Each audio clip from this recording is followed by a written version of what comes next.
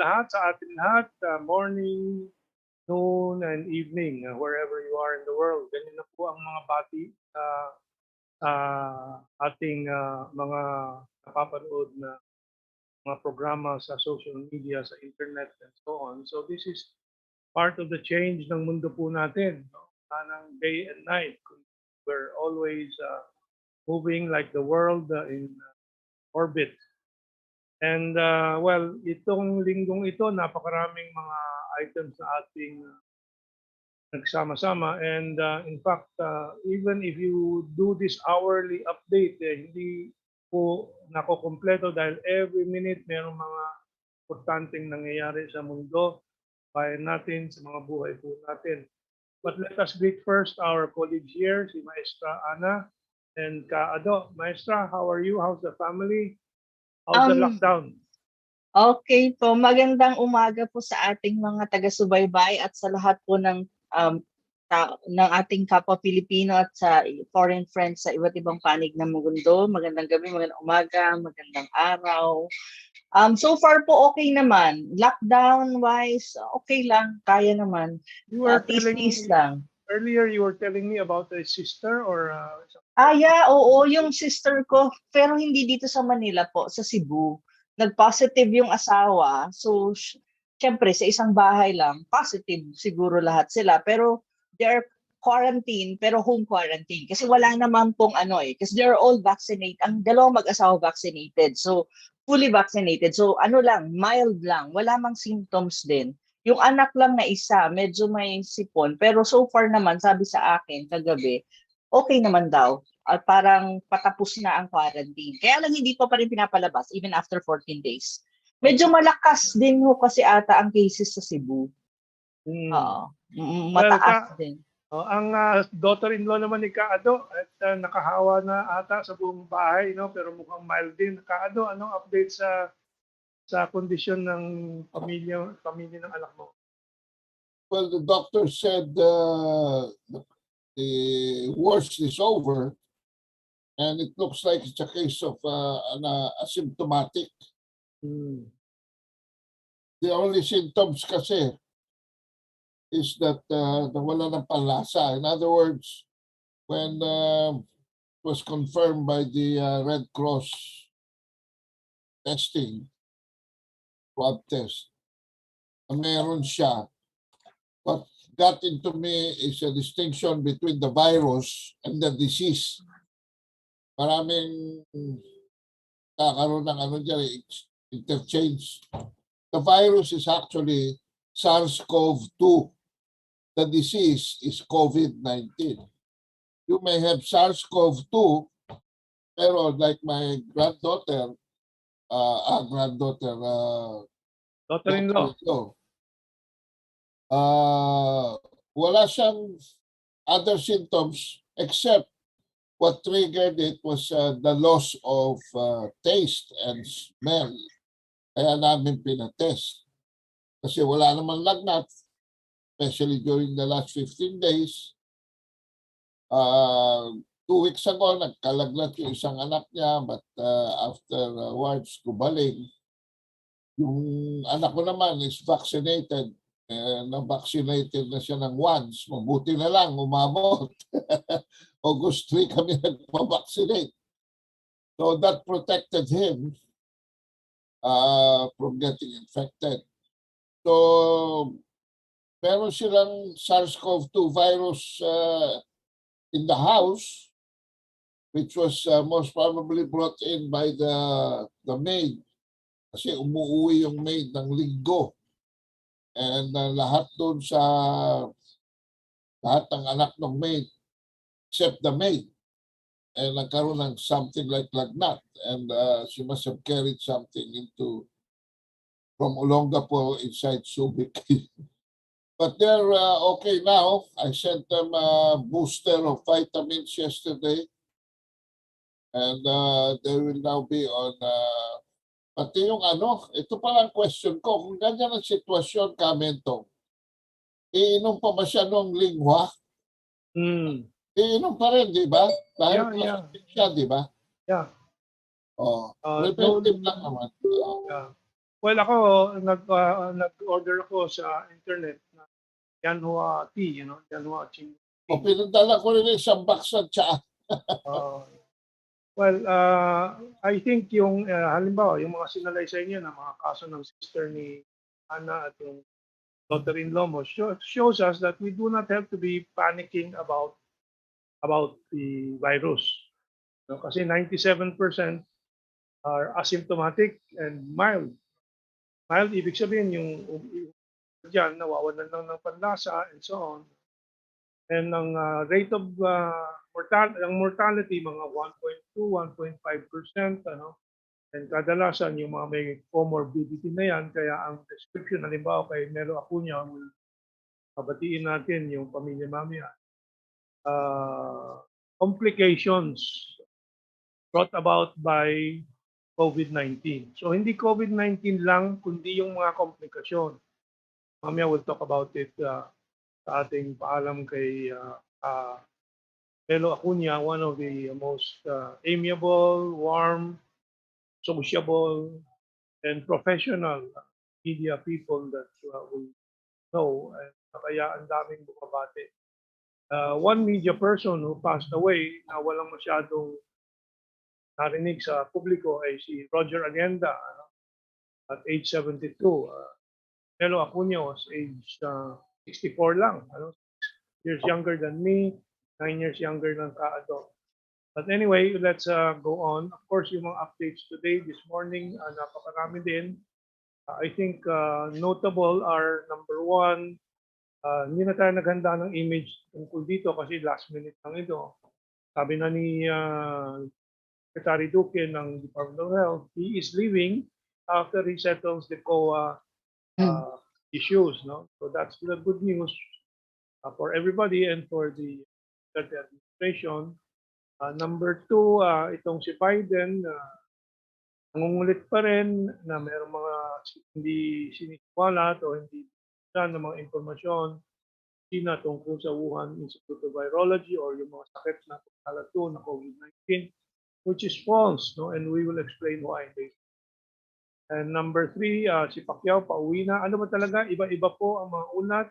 Iba ay tatakbo siya sa Manila Bulletin, which we will feature. He's saying that he is not interested, but we'll discuss that with Maestra Ana and Kaado. No? So these are the updates. Of course, Afghanistan, we'll discuss it later. Actually, we have 6 segments today.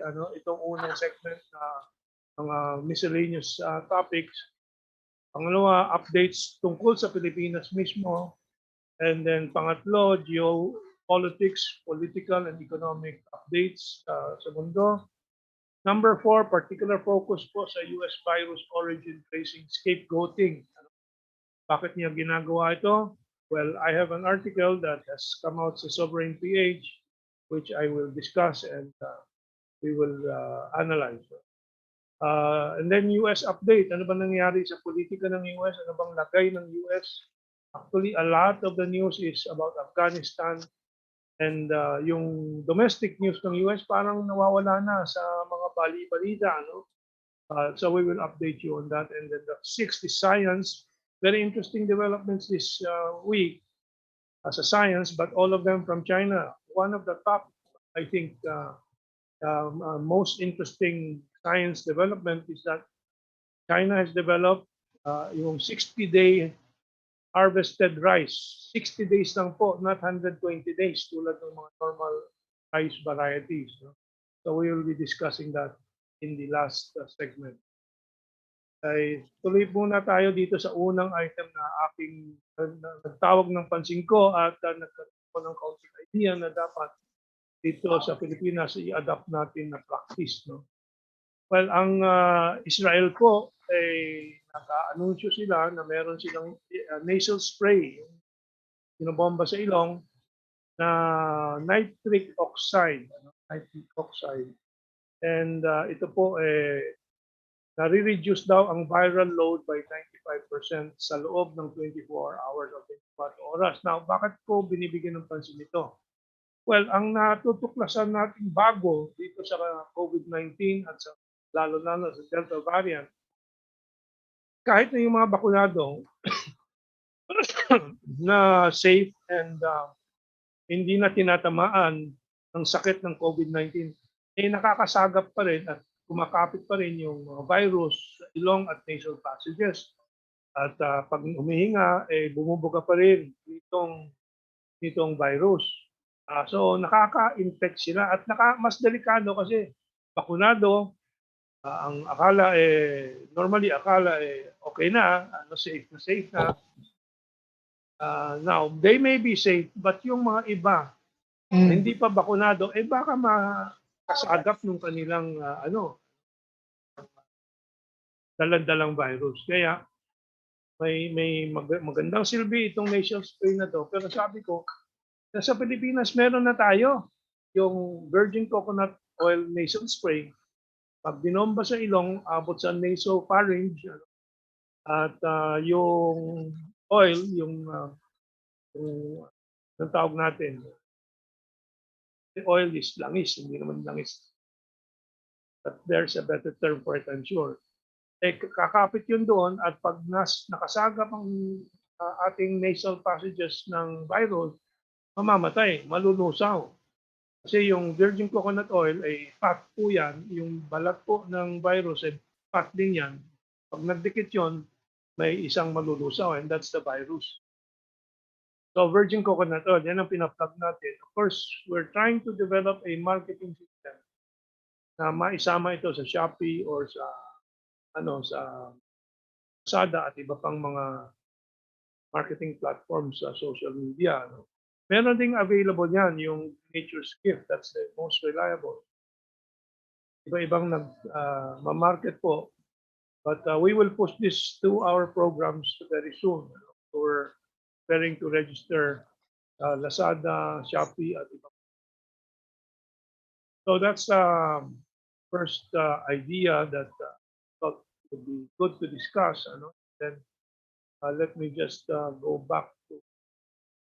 Next is, of course, we have a second image of Coco. This is on the internet, but not on Lazada, Shopee, or this marketing platform.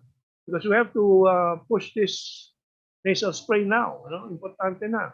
Kasi nga, dumadami ng bakunado, dumadami na din ang posibleng carrier na hindi alam sila ay may dalang virus. Okay, and then itong second topic, now that we are realizing that we probably will never get rid of all the coronaviruses in the future, that it will be like the flu, kasama na po natin sa buhay natin, I will discuss a little of the simple steps for coexisting with the coronavirus. This is from Sanjay Gupta of CNN, na sinasabi na matuto na tayo to live with it, normal na tayo, but it starts with vaccination. That we will discuss. And finally, this first batch natin, ang ating paalam kay veteran journalist Melo Acuña, ito po ang malinaw, no? And important to clarify. Kasi meron akong kaibigan, ibigyan mo din I don't know, hindi pa nakikilala ni Ana, si Juvie, anong ni Juvie, babaeng nagsama natin paminsan sa programa. Si Juvie sabi, namatay si Melo Acuña dahil sa COVID-19. It's not as simple as that. It is from, tulad nito, from the complications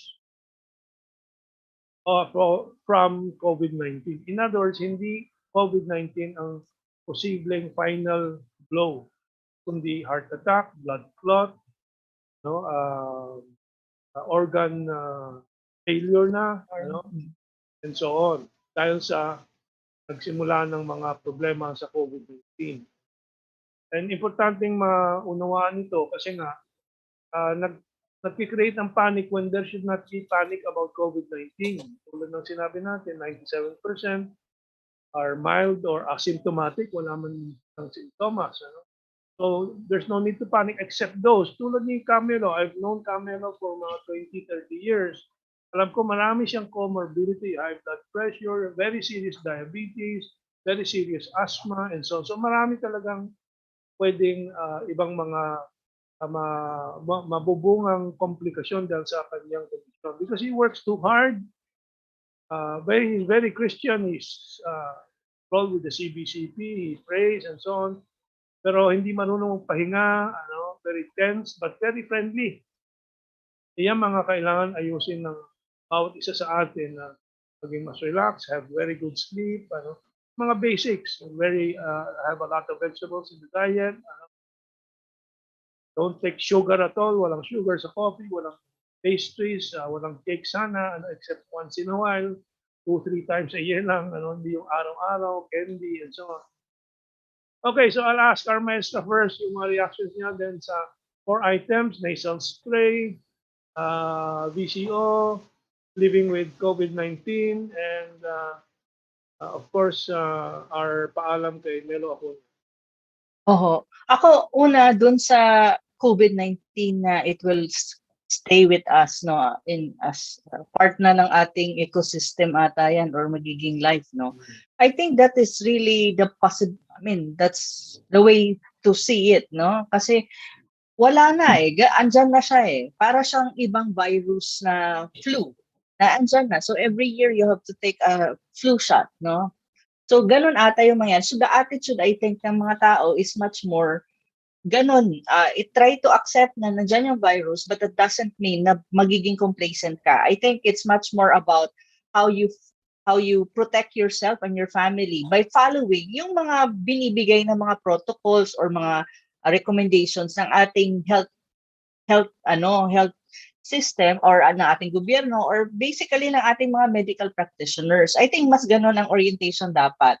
Which is, I think, yun din dapat, ipaunawa ng ating gobyerno, no? Isa-isa yan dapat na i-ready ang publiko na gano'n nga ang mangyayari. But of course, at the end of the day, yung sinasabi nga natin, ang bakuna is very important. Kasi may study sa Quezon City na sa kanila, yung cases nila, karamihan talaga ng nagkakaroon ng severe cases are unvaccinated individuals. No? Maraming na nagkaroon severe at medyo nandun sila sa malapit ng kumbaga mamatay. It's precisely because unvaccinated. Pero yung mga vaccinated na nagkaroon ng breakthrough infection po, ang karamihan talaga asymptomatic at mild. So kailangan lang i-isolate to not to infect other people. So it's much more really awareness how to deal with the COVID with the virus.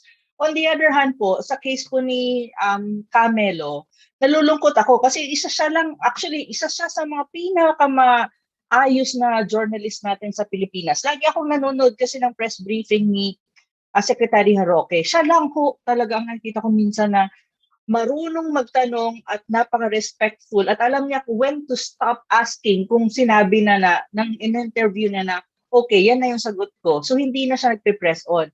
However, dun sa point niyo po na sinasabi niyo na ang virus at saka yung sakit, hindi dapat magpanik. Kasi karamihan ho talaga ng cases na namamatay is may comorbidities. At yung sinasabi nga niyo po na ang probably ang nangyari kay Camelo is complications. Kasi it's the same thing that happened to my dad.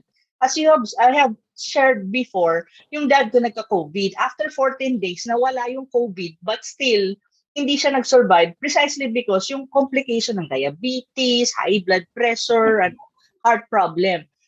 Na-aggravate kasi yung ibang sakit kapag nagkaka-COVID ka. So, I think the lessons learned there is for senior citizen, yung mga elderly, na may comorbidities to really have extra careful talaga. Yun lang po yung ko doon, yung nakikita ko po. Yeah. Okay, let's go to Kaado.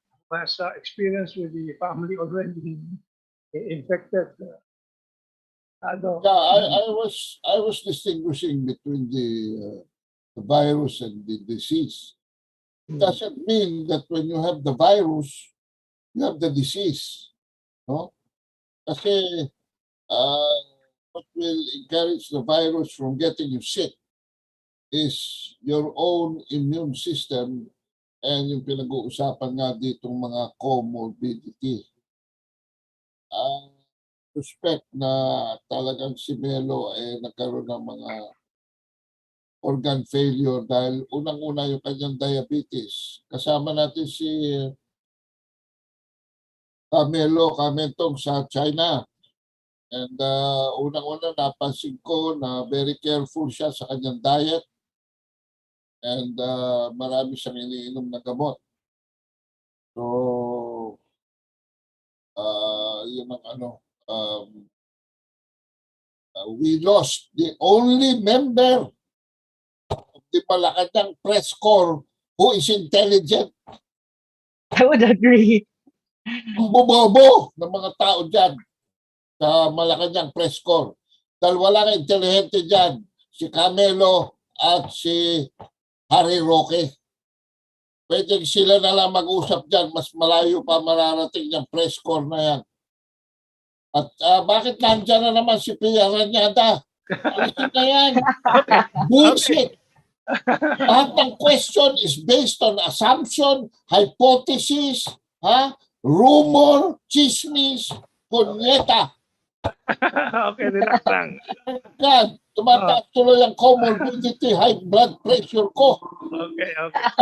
Anyway, so let's go to some of... Sabi ko, no, and I'm a little bit overdoing it because people must realize, no, itong si Melo Acuña is the hero, one of the heroes of the West Philippine Sea debate because it was in his tapatan sa aristocrat where Ambassador Rosario Manalo exposed an even bigger stupidity na pinaiiral nitong sila Del Rosario Carpio and their gang, no?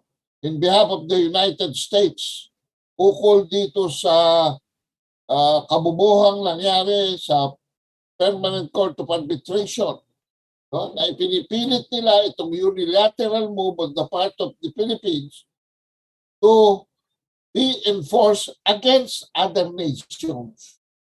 Okay.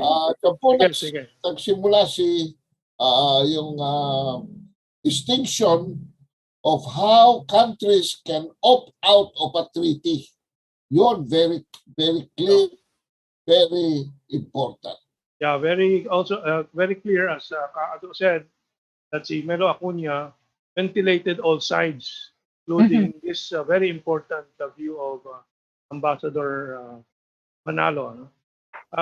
Okay, let's just go to Avin Acuña Agulo. Melo Acuña is a shining light in the press conferences, very objective and focused when he asks questions, rare breed, big loss to the rickety media culture of the country. Okay, and then dito naman maraming nasa ibang bansa na nanonood. Nena de la Cruz watching from Fairfield, California. Aguhar Evelyn, Tokyo, Yokohama is where my son is.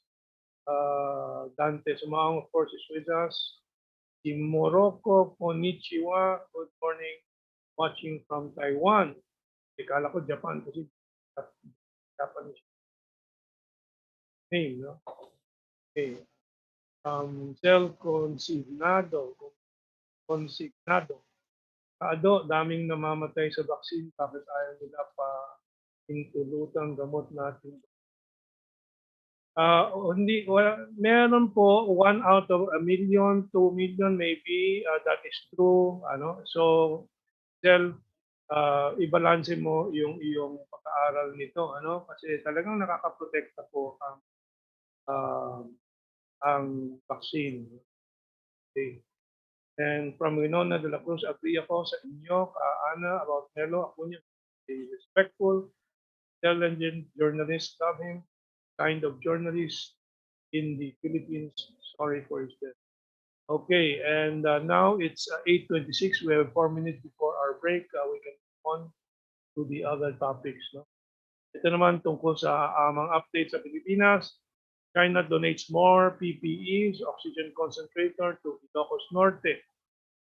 Of the items. Ito naman ang Manila Bulletin, August 28, which is only yesterday. No decision on political career yet, according to Manila Bulletin.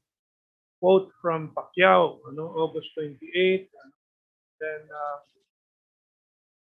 Isang survey po na pinost ni Bobby Ticlao, although I asked kung which survey group, which survey outfit, hinihintay ko pang sagot niya. No? Pero ito po ang ulat niya. Approval rating on what the government has done or is doing to prevent the spread of COVID-19 in the country. This is done July 12 to 18, 2021. Ang importante, ito pong breakdown, pero overall din, truly approved na mga respondents 30% overall. Kasi may breakdown dito, NCR, Visayas, Bicol, Luzon, Danao, and so on, ABC, Class ABC, Class B, Class E. Overall lang babasahin ko, truly approved 30%, somewhat approved 50%, can say if approved or disapproved 13%, somewhat disapproved 6%, truly disapproved yung talagang reklamo 1%. So overall mukhang maganda pa ang patingin sa ginagawa ng gobyerno para dito sa COVID-19 crisis ng bansang Pilipinas. And then tungkol pa rin sa Pilipinas, pero kaugnay ng China, Philippine exports to China increased significantly, according to a senior official. From January to June 2021, Philippine exports to China reached $5.5 billion, or an increase, tumaas ng 34% compared to the same period in 2020. So tumaas ng 34%. Meanwhile, according to this report din from Net, and also lumabas din sa Philippine News ito, Chinese investments kept pouring into the Philippines during the Duterte administration, even amid the COVID-19 pandemic, adding the Philippines gained from Duterte's independent foreign policy. It's 8:29, so very briefly lang, then we will go back to this issues, no? So ako na muna ang mag-ano before we take the break. I think everything is still going well. There is also news later on that President Xi Jinping and President Duterte pinagtibay po ang relasyon sa China. So everything is going well. Bumisita si Kamala Harris sa Southeast Asia. Puro intrigang ginagawa. We will talk about that in our next portion po. No? Our next. So we'll get back to this after this break. It's now 8:30. O bang effective ang VCO o virgin coconut oil sa COVID-19? Ako na ang magsasabi sa iyo. Effective! Ito si Cabsec Carlo Nograles. Sabi ng mga eksperto sa Department of Science and Technology, mabisa ang virgin coconut oil o VCO para mas mabilis na gumaling at pigilan ang paglala ng COVID-19. Mura na, effective pa. Sigurado dahil gawang Pinoy. Cabsec Carlo Nograles, nagpapaalalang kailangan natin magtulungan. Mahalagang paalala, ang VCO ay hindi gamot at hindi dapat gamiting panggamot sa anumang uri ng Mahal mo ba ang sarili mo at iyong pamilya? Magpabakuna ka na. Patunay ng mga eksperto na mabisa ang bakuna laban sa anumang COVID variant. Maganda pa rin ang baga o lungs ng COVID positive, ngunit nabakunahan na. Samantalang, ang baga ng COVID positive na hindi nabakunahan ay hindi malusog. Kaya magpabakuna ka na para sa sarili, pamilya at bayan. Isang paalala mula sa Philippine Broadcasting Service. Gisingin ang umaga sa mga impormasyong kumakalabong. Natin mga brother, natin umaga ng singsing sa balita. Balita. Sumakay sa maagang pasada ng inipong malakihang balita. Inawin po ni Pangulong Rodrigo Duterte ang pasya ng COVID-19 ang dahilan ng pagtaas ng mahigit ng AstraZeneca vaccine. Aba, ay dumating na po. Ronda Pilipinas. Maagang nakikikuhara sa istoryang dumadagundong. Ronda Pilipinas ni Lawrence Cadroco, alas 6 ng umaga, Lunes hanggang Biyernes dito sa Radyo Pilipinas. 738 AM. Ito ng pagkakataon ko. Nagtitipon ng buong barangay, tatanga-tanga, walang proteksyon, walang distansya, walang kalaban-laban. Isang walang kamuwang na biktima. Hello, Miss Beautiful. Would you like a drink? Shots tayo! Yung pagkakataon, hintay ko. Game ako dyan! Dito mo lang sa balikat mo makinis. Tapos, dito naman sa liit.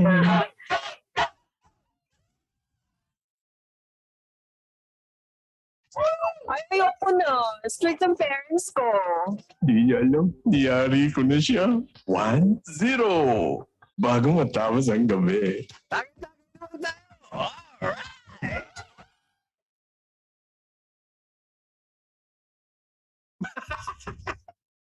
306-0. Dahil lahat sila sa kamandag ko, di man lang nila namamalayan. Anong nangyayari? Hindi. Ako, makahinga. Ako din. Uy, nagdidilin paningin ko ah. Hangin. Hangin. Hangin. Sige, magkumpulan pa kayo, mga hunghang. Isang shot lang kayo. By the way, my name is COVID-19. Likely to kill. Mga bata, kilalanin niyo akong mabuti. Dahil kung hindi niyo kilala ang kalaban, wala kayong kalaban-laban. I'll be back. Hi there, pare. What's your name? COVID-19. Matakot ka. Ang COVID-19 ay isang sakit na hindi pangkaraniwang sakit lang. If symptoms exist, consult your doctor. Breathe normally. Pagpupursige ng pamahalaan, hindi lang natatuon sa pagbibigay bakuna para sa taong bayan. Clinical trials sa mga maaaring maging gamot kontra COVID-19 ay tinututukan. Marami po tayong ginagawa ng trials sa kasalukuyan, katulad po ng lagundi, tawa-tawa, abigan, at melatonin, yung DCO or virgin coconut oil. Magandang pag-usad sa pagsusurit pag-aaral, ibinahagi ng DOST. Sa virgin coconut oil po may mga natapos na, pero kailangan pa po natin ng more studies subitan para mas malakas po ang katibayan na ito po ay maaaring karagdagang gamot para sa mga mayroong COVID-19. Pagawaran, umaasang na ikling panahon na lang ang kailangan para sa resultang inaabangan. Sa nakikita po namin na basta wala pong problema at ma-achieve yung target na sample size sa mga pag-aaral na ito ay sana po ay matapos yun ng around June. Makakamit na nga kaya ang inaasam na lunas laban sa COVID-19? Ito na ba ang gamot kontra sa virus? Pakinggan ang mga karagdagang impormasyon. Nakabantay sa bawat usad ng kaganapan. Tapat sa bawat pag-uulat. Radyo Pilipinas. Mahahalagang issue, maiinit na balita at talakayang alamin sa mas pinaganda, mas sinalawa, mas Radyo Pilipinas, 738 sa Metro Manila. Okay, we're back at si Florence. Oh, we're back, no? Okay, si Florence Eknerov, sabi, agree po kayo, napaka-respectful magtanong at relevant mga tanong ni Camelo. Okay, and may text sa akin si Ginoong Raul na kaibigan ko, retirado na rin ito, and sabi niya, the government is saying that COVID-19 is of the unvaccinated. The figures don't support this contention. If you examine the figures, showing there are more unvaccinated persons who get COVID-19 than unvaccinated. Check the figures. I just checked it right now, and it's here. Of August 12, 2021, Mandaluyong 46 new COVID cases unvaccinated. And sabi dito ni Abalos, more than half of Mandaluyong's new COVID-19 infections were not vaccinated. The city government reported it. Out of 86 people infected with the virus, as of Tuesday, that's early August, no? Mayor Menchi Ablo said 46 were not vaccinated. Their ages range between 20 and 30. There are 564 active COVID-19. Now, all these reports, one has to look at it over time. Kasi yung iba, they get stuck with one report because it confirms what they believe. Ano? Pero maraming mga data naman nag-accumulate yan. And in fact, we don't only look at the Philippine data, but global data.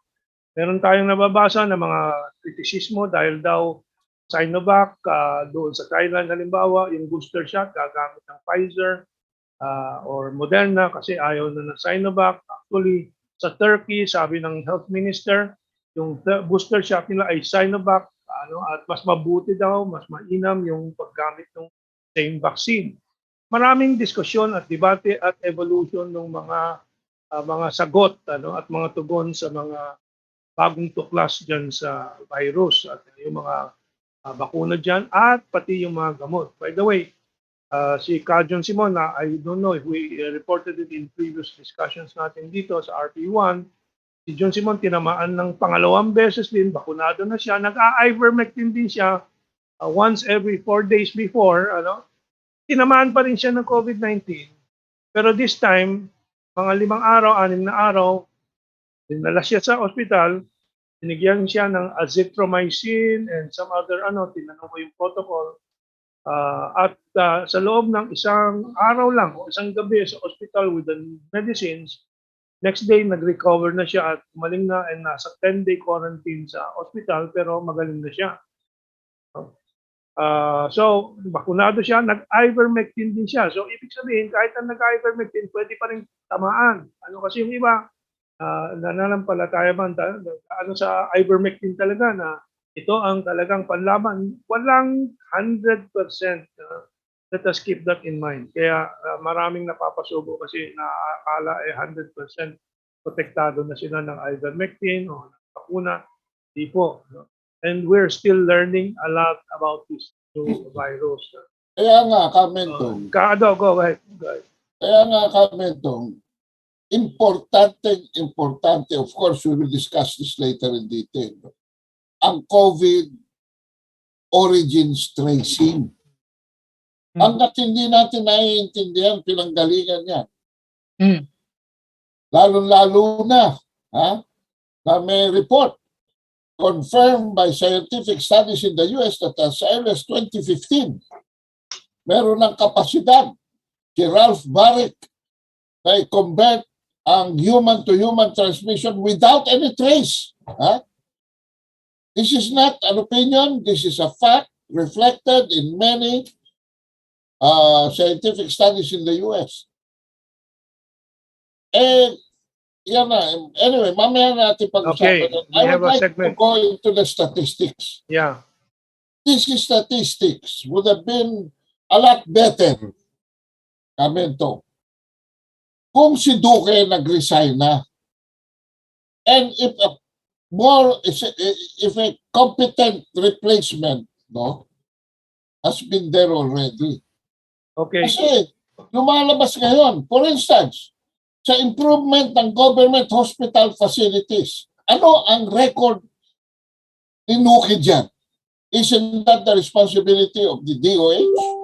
And yet, mas maraming accomplishment si Bongo sa kanya dyan in terms of legislation and on the powers of the president and on his designation, direct intervention through the malasakit centers. Hindi ba yan trabaho? Bakit si Bongo gumagawa ng trabaho ni Duque? Okay. We'll move on and maybe if we have time, we can refocus on that question.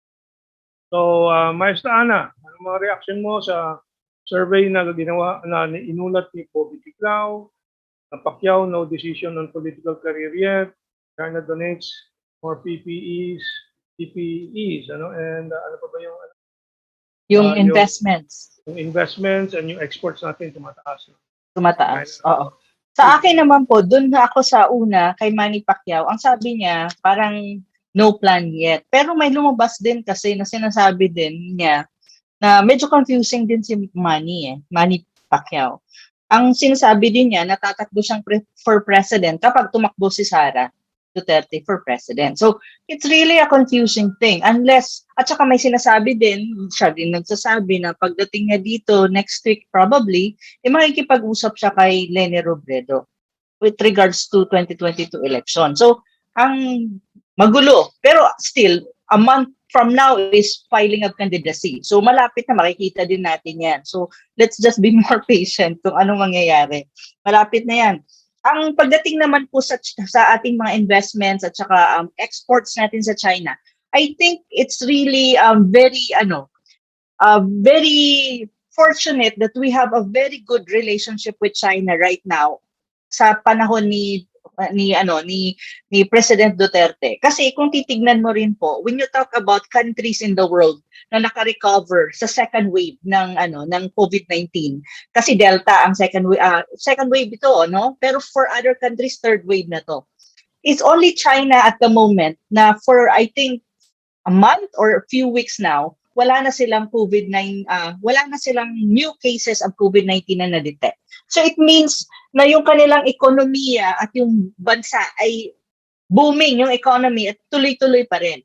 So given that, I think it's very, very good that we have a good relationship with China kasi ito yung magbe-benefit sa atin sa economic side kasi we can export to them and then we can, investment will come in. So it helps our economy kasi kung titignan nyo po, aside from the fact na may casualty in terms of human lives sa pandemic na to, malaki ang casualty din when you talk about the economy. Kasi so far, ang lockdown po, nagkikreate talaga siya ng economic losses. So, but still, at the end of the day, ang maganda, still yung economy natin, especially when you talk about international trade, export, imports, investment na pumapasok dito, ang China ang the country which actually right now put so much investment in the Philippines, and also we can export a lot that it generates a lot of revenue as well for us. So dalawa kasi yung aspect na to na ngayon kung titignan mo at tatlo pala na maganda ang relationship ng dalawang bansa. First is yung pandemic response. So malaki ang tulong ng China sa atin in terms of vaccine at hindi lang vaccine, PPEs, mga machines na ginagamit, like for example, mga ventilators and all that. The second is agriculture. Nabanggit kanina 60 days. No, that's a new technology in the field of agriculture, especially rice production.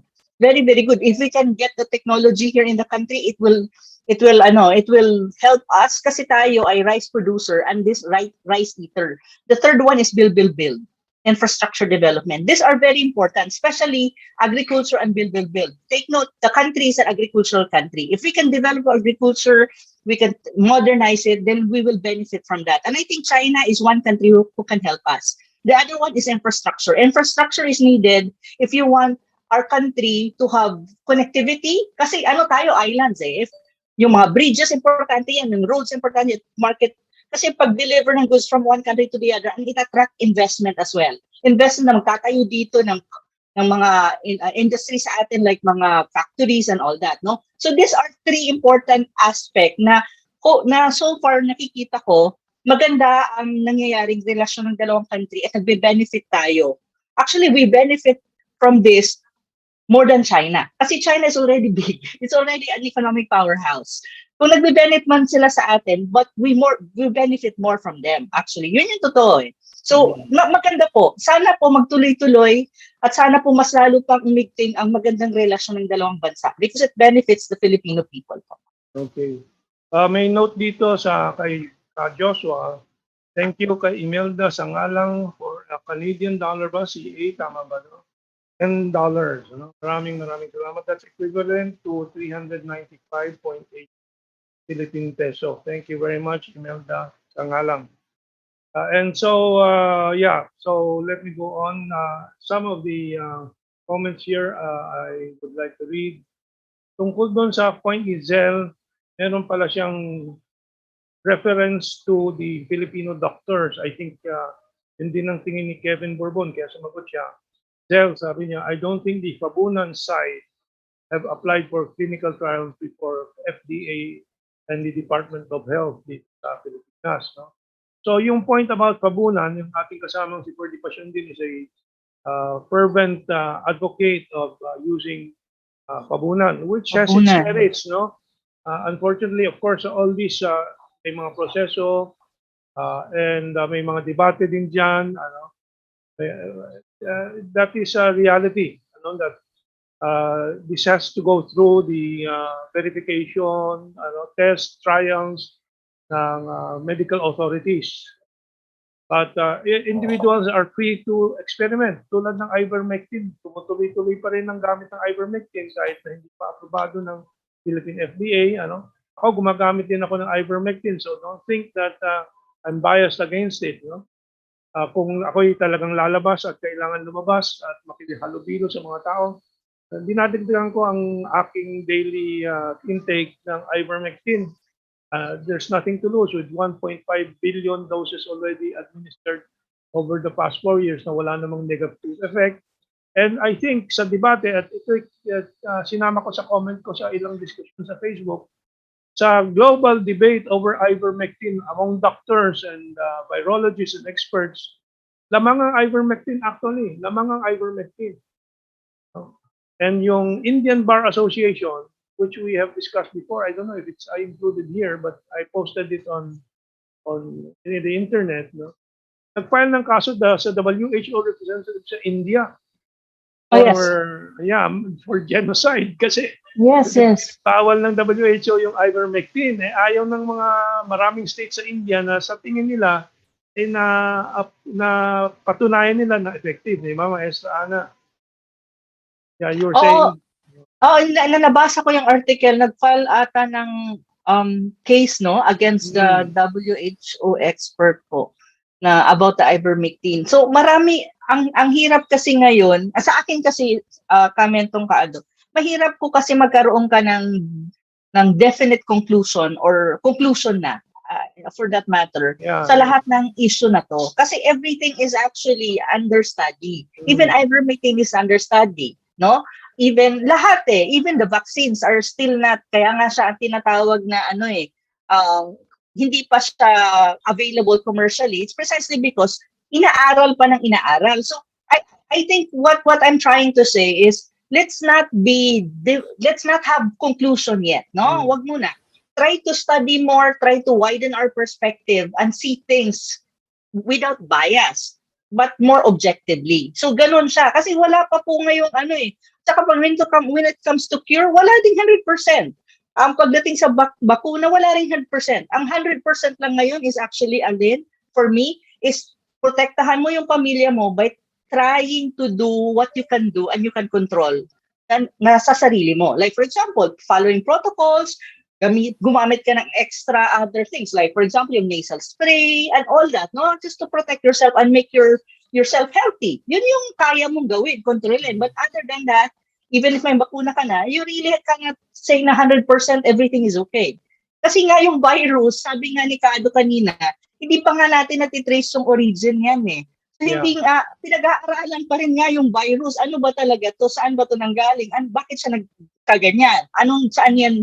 So, yun yung So sa akin personally, I always have an open mind and I don't make conclusion as of the moment about these things po. Malapit na natin i-discuss yung virus, no? Yung expertise ni Kaado in a while. Basahin ko lang itong, and this is a good point to remind people na keep open about even the WHO and other medical authorities na ang tingin ng iba ay sobrang negative sa mga pwedeng humamon sa mga gamot ng pharmaceuticals, big pharmas, no? Yung hydrochloroquine, you remember, no, na maraming nag-tout sa English na ito ay mura na gamot para sa COVID-19. After the test of time, wala na pong nag-ulit niyan. Bakit? Napatunayan na tama yung mga medical authorities na hindi nakakatulong yan. No? Ito po, the hydrochloroquine thing, sabi ni Kevin Bourbon, did that save patients with severe and critical cases? Not all of them. And ako, isang aking sinusunod na gabay ay yung China. Ang China kasi, makatotohanan, walang big pharmaceutical sila May mga pharmaceutical sila na very, very strongly guided by the state ng gobyerno. So hindi basta para sa tubo lang o kita na malaki. And so, nung tumahimik ang China sa hydrochloroquine, ayaw i-endorse, sabi ko, meron ata talagang tama doon sa mga nagsasabi walang epekto ang hydrochloroquine. And so napatunayan over time. Yung pabunan has not really been tried, so we cannot really say. But there are positive signs there. Kung yun ang mensahe ni Zel. Okay, so anyway, itong yes, Kaado. Go ahead. Itong ivermectin na nangyari dito sa India. In Delhi, sharp declines of 98% in New Delhi ang COVID cases. Sa Uttar Pradesh, 97% decline. Sa Uttarakhand, 94%. Sa Goa, the only Christian province of India, gumamit din na ivermectin, wide use, 86% decline ng COVID cases. Tapos, pumasok itong WHO scientist, chief scientist, na si Dr. Soumya Swaminathan. Nagsalita against ivermectin nung siya sa Tamil Nadu province. So, ang nangyari doon, blinak ang ivermectin overnight. Halos lahat ng pamilya nagkaroon ng COVID. Sharp, incre, gano'n. Gumagamit na kasi na ivermectin yung iba. Binan. So, wala na kagagamit. Yan ang sinasabi ni Kaa na wag tayong, there is no absolute, wala pa nga absolute cure. Absolute prevention. The only thing we know is pangalagaan po ninyo ang inyong immune system. Before all of this came, before I was vaccinated, at 73 years old, before anything else, that is what I made vitamin Z with zinc as my best friend. Wala akong protection. Tapos at some time, kumuha rin ako ng ivermectin, saka yung mga tsaa na galing China and all that, kasi yung virus sensitive sa heat. So ayan, let us keep an open mind here and wag tayong dogmatic when it comes to, sabi nga, parang flu na ito later on eh. Okay, it's now 8:54 and 16 seconds. I'll just add this comment from Freddy Oredina. Uttar Pradesh used ivermectin. Jun Simon was vaccinated, so ivermectin less effective. That is debatable, And Landrito is Dr. Landrito has discussed this, pero yun hindi malinaw po kung ano epekto ng ivermectin matapos ng vaccination. The fact is there are many cases of ivermectin takers also who get infected, and one case is of course Jun Simon.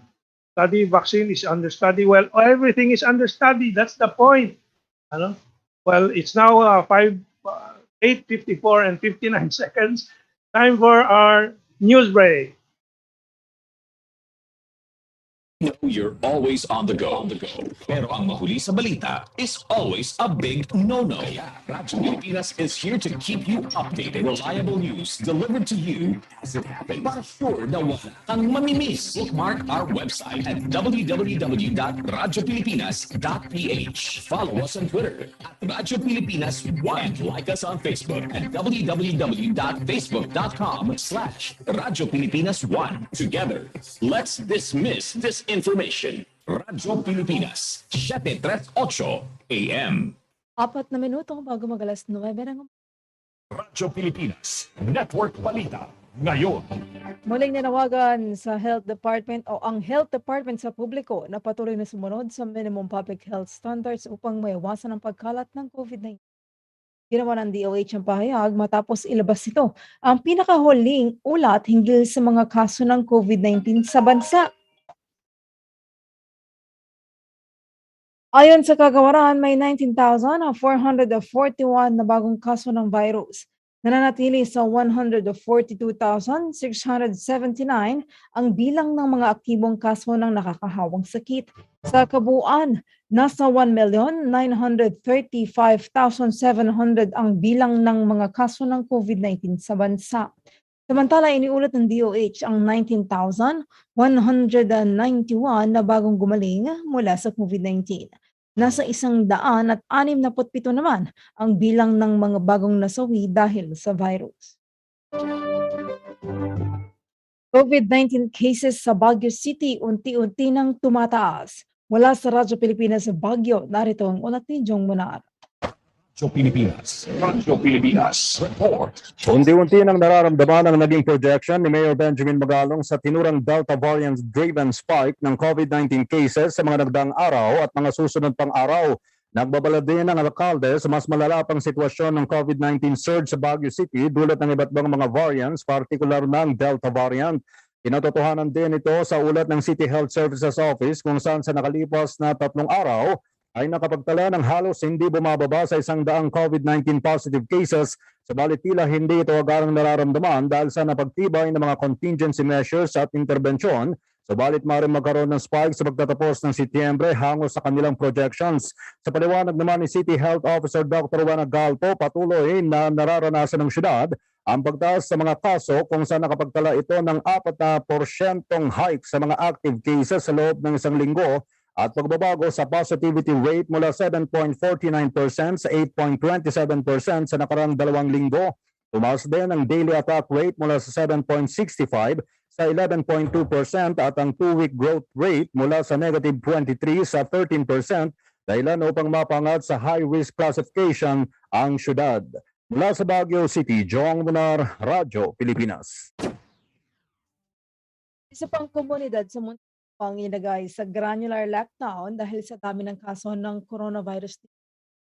Pinapatupad ni Mayor Jim o Jaime Fresne ang Extreme Localized Community Quarantine LC sa Dizon Compound number 2, St. Bernard Street, Barangay Kupang simula kahapon.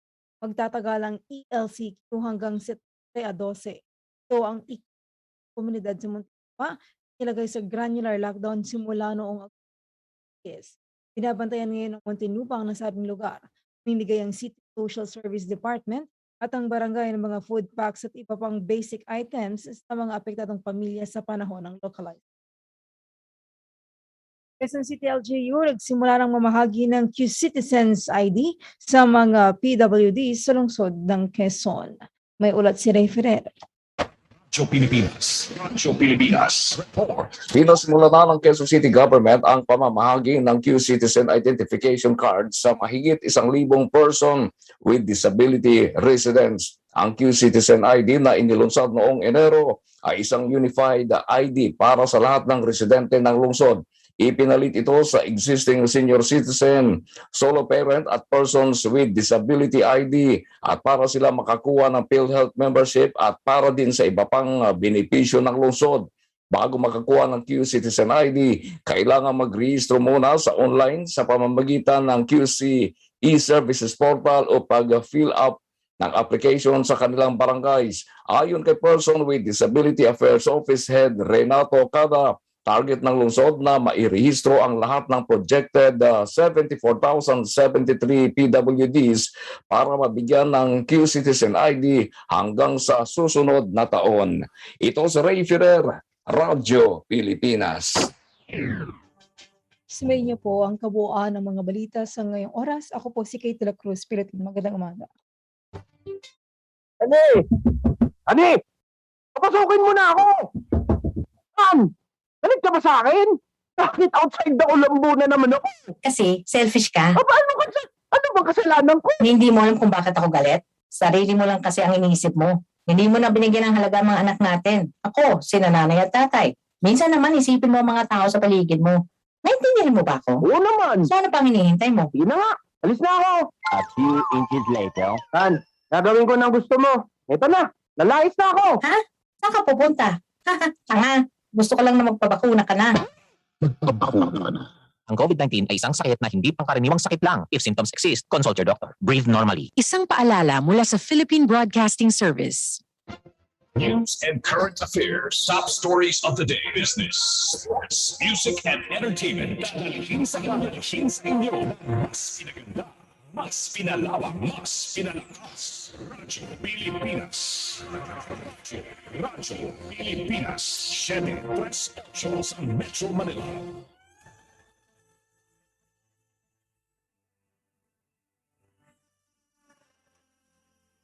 Ang maestro at iba pa. The Unfinished Revolution. Ano nga ba ang epekto ng mga hakbang ng pamahalaan kay Juan at Juana? Sa anong paraan mararamdaman ng simpleng mamamayan ang Pag ng public policies, panuntunan ng Pangulo. Yan ang tatalakayin at ipapaliwanag sa Ang Maestro.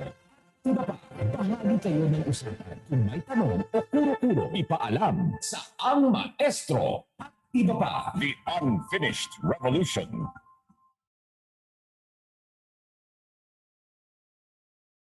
Okay, balik na ba tayo? Yeah, okay, we're back.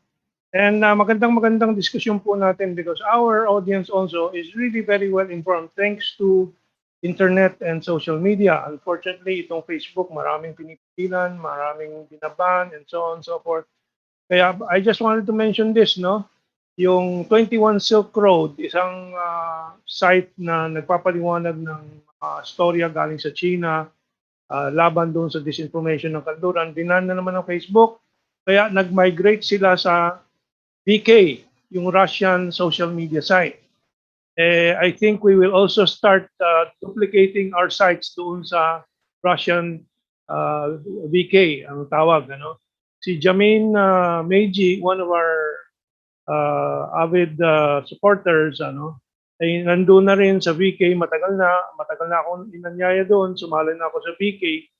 But let's start encouraging people to open their accounts also sa VK, para meron tayong pwedeng mapuntahan kung talagang tumindi na ang pag-suppress ng Facebook o ng mga Amerikano. Mula kaya ako nasabi very well informed ng ating audience tulad nitong message ni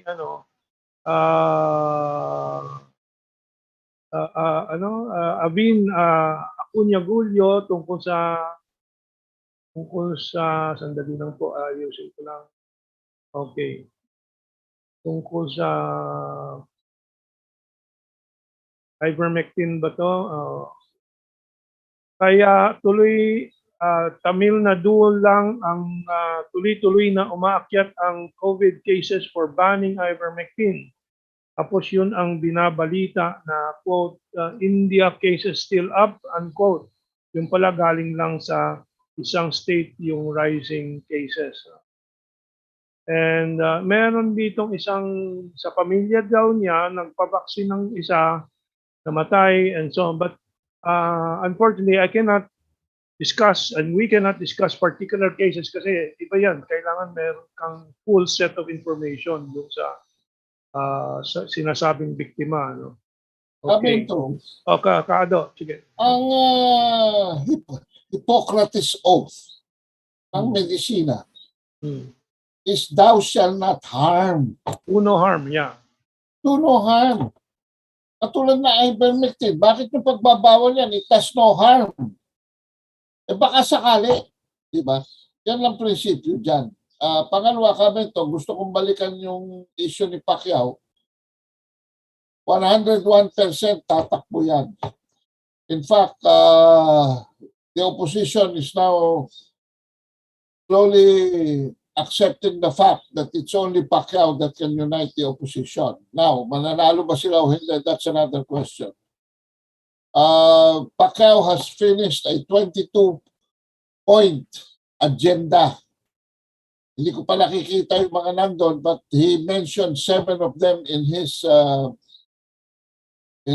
interview, no, with yung anak ni Jaime Marcos, si ang pangalan nun, yung magaling mag-interview yung batang yun, is one of the best journalists na nakilala ko. Unfortunately, nasa sports siya.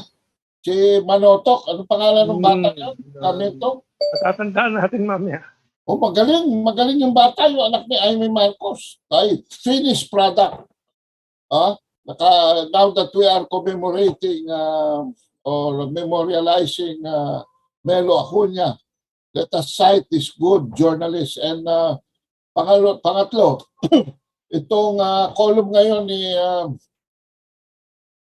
ni Mau Samonte, publishes a report by, wala kasi sa listahan natin, sisingit ko lang, ng ang daming cases ng mga remittances from abroad na tinanggap ng Gabriela.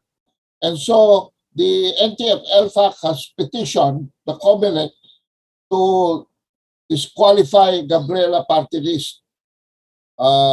not just for being a terrorist organization as they claim, but confirmed na nandun ang listahan ng mga tinanggap nilang pera ay naku, napakalaking pera. So, yun ang mga isingit ko lang po yun. Isingit ko lang. Okay.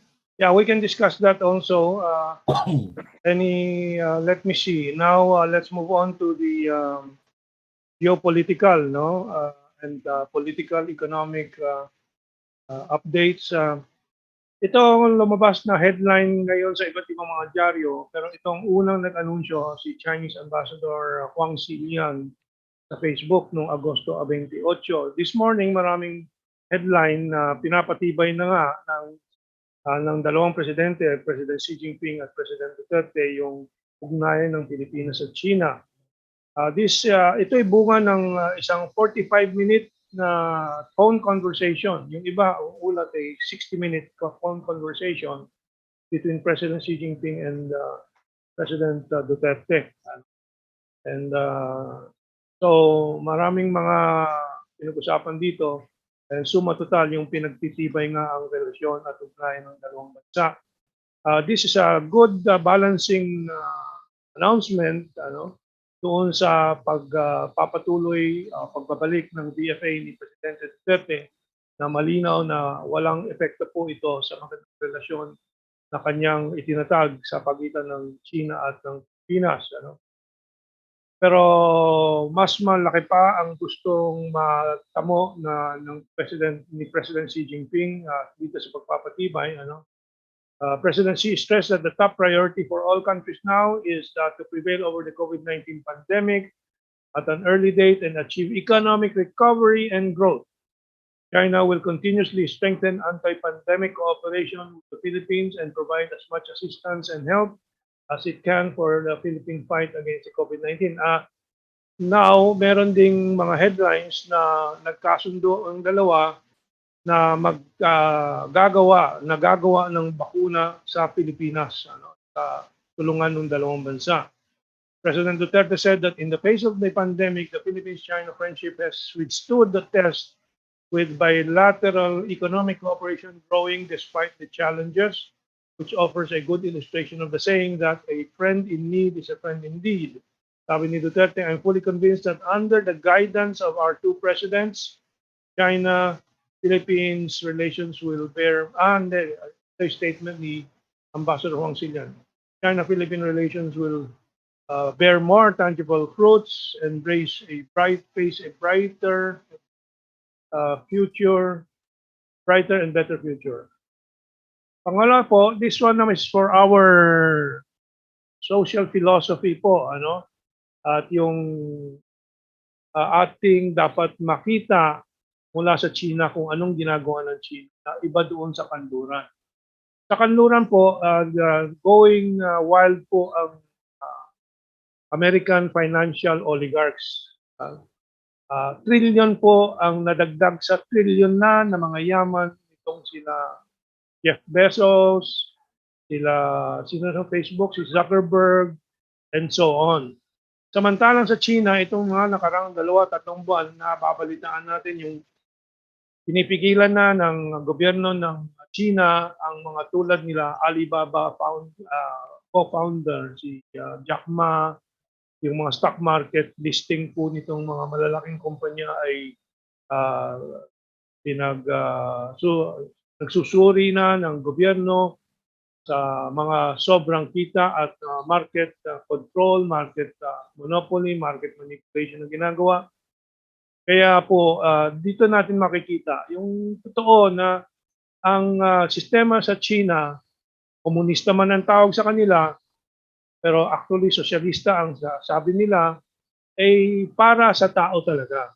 And ito po from People's World, socialism before shareholders, before the stockholders.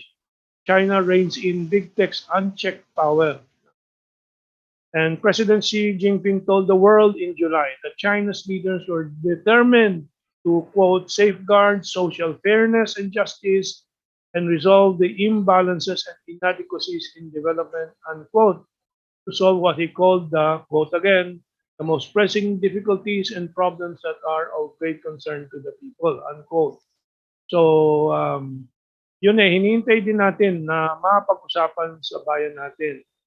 Kasi Pacquiao, sinasabi siya ay tatayo ng bahay sa mga walang bahay. Alam po ninyo, yan ay mga 5 milyong mga kabahayan, higit pa. That was one estimate, na madaling ipangako, iba po yung gagawin, na wala kang pagbabago sa buong sistemang sosyal ng bayan, sa buong sistemang sosyal at ekonomiya ng bayang Pilipinas. And then we'll go on to the, ito naman, ehemplo po talaga ng katotohanan sa kanluran. Yung aking artikulo ngayon sa Sovereign PH at salamat sa editing ginawa ni Kaado. Afghan War, all for Western elites, dollar bonanza. Alam po ninyo, talo ang mamamayan ng Estados Unidos, hindi lang po doon sa 2.5 or 2.8 trillion na nagastos nila sa Afghan War, kundi sa 5 trillion pa na mga darating na gastos doon sa mga American veterans na tuloy-tuloy po, mga napinsala ng mga gera, yung inflation ng Estados Unidos na magiging hamon po nila itong taong ito, na apektado din ang inflation ng buong mundo. Dito sa Pilipinas, tumataas natin ang inflation natin. May post sa Facebook na isang cabbage, 500 pesos or something like that. So when all these problems can be so easily solved by production, increasing production like China, but China pwedeng magkaroon ng inflation dahil doon sa dollar inflation. It's a complex discussion, but China will be in the best position because it can simply push its production to tame the inflation. Pero ang totoo, and ilan-ilan lumalabas na ngayon na inuugnay ulit itong Afghan War doon sa 9/11 terror attacks sa New York na gawa-gawa po ng mga elite, power elite o yung deep state sa Amerika na nakinabang yung at yung mga kasabwat po ni Larry Silverstein, isang Hudyong financial operator. Binili po ang World Trade Center 3 months before the attack. Iba-iba po ang ulat ng down payment niya. Merong isang ulat, $14 million. Merong isang pinakamataas na ulat, $300 million down payment. Pero malamang $14 million lang na inuna, and alam po natin naman sa finance, merong mga pangako, every 6 months, ganyan-ganyan, ibabayad ko, so on and so forth. Pero in-insure niya ng around 4.5 to 7 billion, $7 billion yung World Trade Center, at dinagdag doon sa insurance, terror attack. Samantalang meron ding plano ang deep state noon, yung tinatawag na Project for a New American Century, na kailangan gumawa ng Pearl Harbor para masindak ang mamamayang Amerika at sumunod sa mga gera na gagawin po nitong power block na to, na kasama si Cheney, si Bush, pamilyang Bush. Paano nagawa nila na mag-plant ng mga bombs sa loob ng World Trade Center?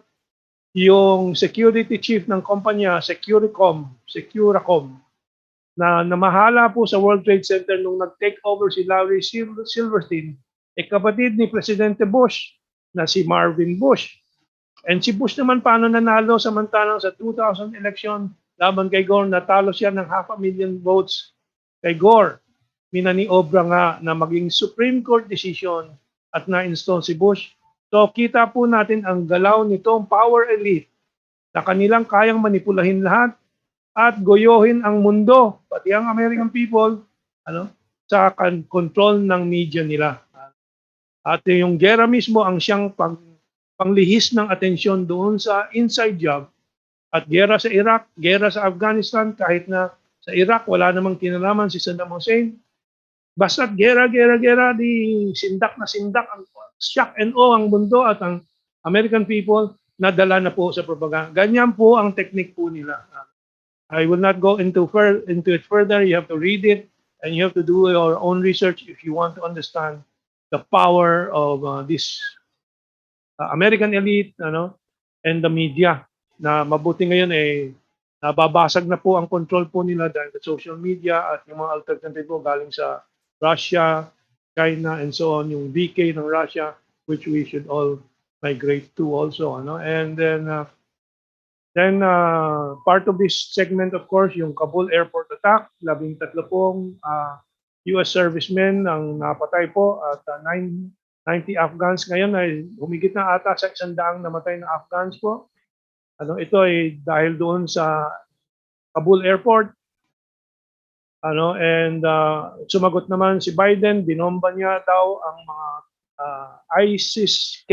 May bagong, hindi bago po, pero bago sa kaalaman natin na ISIS-K na faction. Na suspecha ng iba ay actually instrumento po ng Amerikano. We will not yet know. Over time, we will find out more about this. And of course, part of this segment is the visit of Kamala Harris to Southeast Asia, to Asia. Nag-meeting siya sa Vietnam, pero bago po siya nakabisita po, nagbigay na po ng salita ang Vietnam sa China. Vietnam says it will not side against China as US Kamala Harris visits. And then of course, yung ibang ginagawa ng Amerika, patuloy pa rin ang panggugulo nila. Okay na ni Biden yung Nord Stream 2 sa Germany and Russia, yung bagong pipeline ng natural gas. Ngayon, ang sanction na naman ng US against the companies working on Nord Stream 2. Anyway, marami-rami po ito. Ang next segment po natin, the US biolabs worldwide. So that's a package. I know, marami po. We have how much time? It's now 9:18. Until the end of our program at 9:55, we will just have enough time to finish everything. So, simula po tayo sa kasunduan na pinagtibay po ng China at ng Pilipinas. Let's start with Maestra Ana again. Ladies first. Yun nga po, ang nakakatuwa po kasi nag-uusap yung dalawang presidente ng bansang China at saka yung bansang Pilipinas.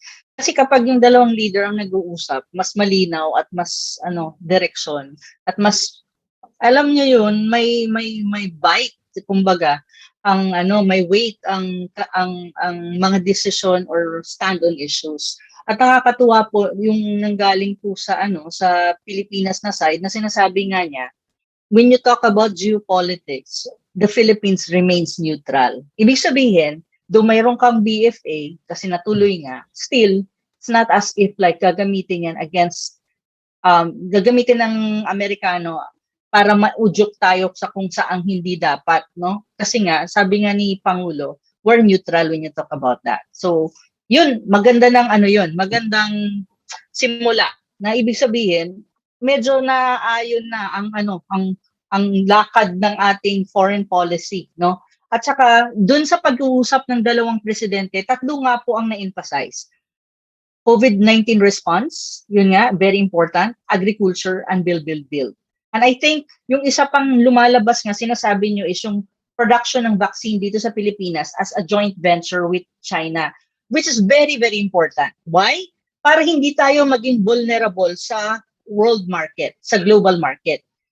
Kasi yung issue po ng mga viruses, yung COVID-19, probably that's just one. In a matter of time, 50 years, 25 years from now, another pandemic comes. So if may capability po ang Pilipinas na mag-produce ng sarili niyang gamot or vaccine, that's actually good for us. Kasi hindi tayo magiging vulnerable sa mga malalaking kumpanya outside of the country. Kasi ngayon yun ang nangyayari sa atin. Na-hijack tayo, no-hostage tayo. Na even yung mga policies natin na dapat hindi na ituloy tulad ng BFA just because we don't have enough vaccine, nako-compromise yan eh. So it's very, very good. Sana po ma-push through yan at may itatayo naman atang Virology Institute dyan sa, dito sa Pilipinas, somewhere in Laguna or in UP Well, there's the RITM nasa Alabang, RITM. Oo, may isa pa. Pero magtatayo din po talaga ng institute. Oo, na ipapasok lahat ng mga related institutions doon sa iisa lang. So which is good.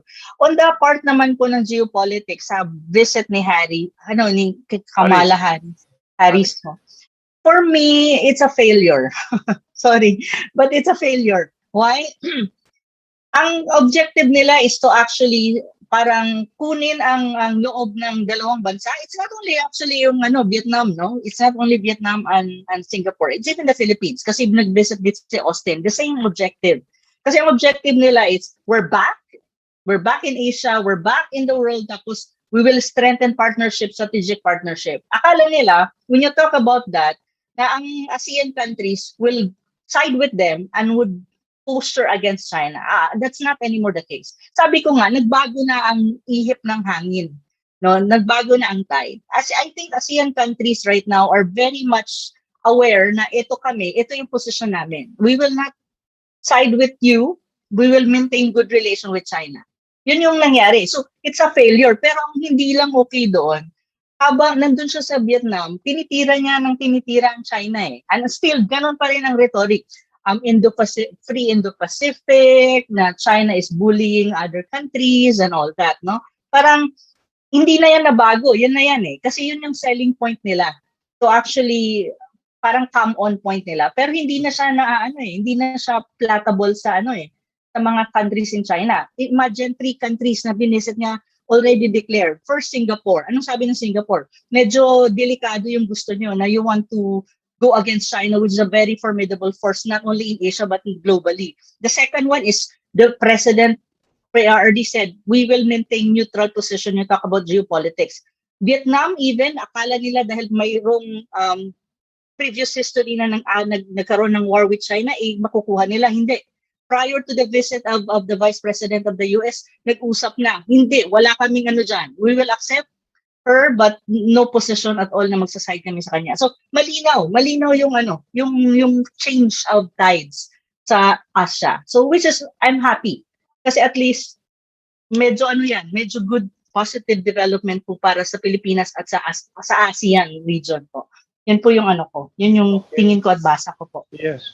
So, I'll go to Kaado, but before that, I just want to mention yung link between yung bisita ni Kamala Harris, yung kanilang claim na they are moving out of Afghanistan at saka sa Iraq para malipat ang kanilang kagamitan panggera, mga personnel nila sa Asia para sa PACQUIAO Asia. So this is one of the, and since Kaado knows American politics much better, ayun tanong ko hindi kaya ito really about, it is domestic politics driven sa Amerika.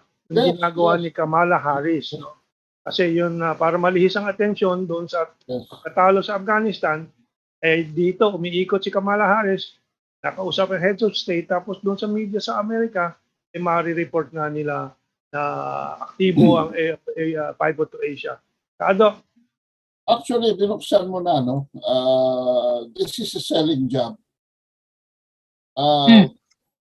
Yung nangyayari ngayon sa US, kailangan tingnan ito with a balanced perspective ng China. Of course, China will be forced to take its own position on the basis of national interest. And this is also what's happening in the US.